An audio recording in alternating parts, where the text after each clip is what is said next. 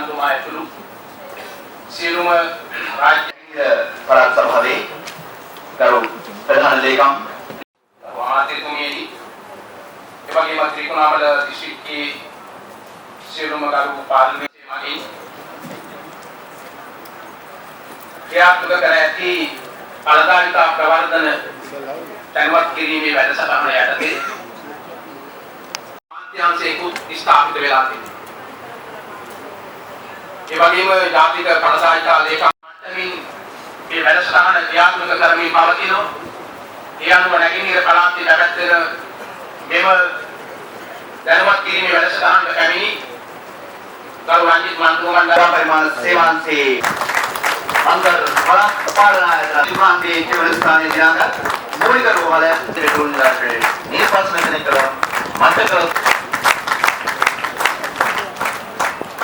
இனிமேல் அவ்வாறான தவறுகளை நாங்கள் விடக்கூடாது என்ற நிலைமைக்கு நாங்கள் வர வேண்டும். அதற்கு இந்த நாட்டினுடைய இயற்கையான தன்மையினை நாங்கள் அங்கீகரித்தே ஆக வேண்டும். ஜனாதிபதி அவர்கள் 2015ஆம் ஆண்டு காலிமுகத்திடலிலே தேசிய தினத்தின் போது உரையாற்றும் பொழுது இந்த நாடு பன்மைத்துவம் மிக்க நாடு, பன்மைத்துவத்தை கொண்ட நாடு, இந்த பன்மைத்துவம் அங்கீகரிக்கப்பட வேண்டும் என்று சொன்னார்கள். இன்று அரசியல் அமைப்பை உருவாக்குகின்ற செயற்பாட்டிலே பாராளுமன்றத்திலே நடைபெற்று கொண்டிருக்கின்றன. நான் நினைக்கின்றேன் அமைச்சர் மத்தும பண்டார அவர்கள் இந்த விடயங்களை உள்வாங்கியவராக இருப்பார். இனிமேல் இந்த நாட்டிலே பொருளாதார அடிப்படையிலே மட்டுமல்ல, இந்த நாட்டினுடைய இனத்துவத்தின் அடிப்படையிலே இந்த நாட்டின் ஒவ்வொருவரும் அங்கீகரிக்கப்படுகின்ற விதத்திலே இந்த நாடு செல்லுகின்ற பொழுது இந்த திட்டமிடல்கள் எல்லாம் 100% செயற்படுத்தப்படும். நண்பர்களே, ஒரு விடயத்தை நான் சொல்லி அமைகின்றேன். நாங்கள் எவ்வாறு இருக்கப் போகின்றோம் என்று உங்கள் அனைவரையும் கேட்க விரும்புகின்றேன்.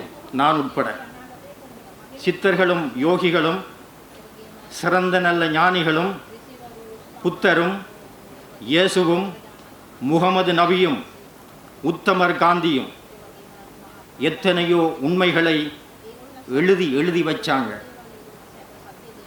எல்லாமே படிச்சிங்க, என்ன பண்ணி கிழிச்சிங்க என்று கேட்டார்.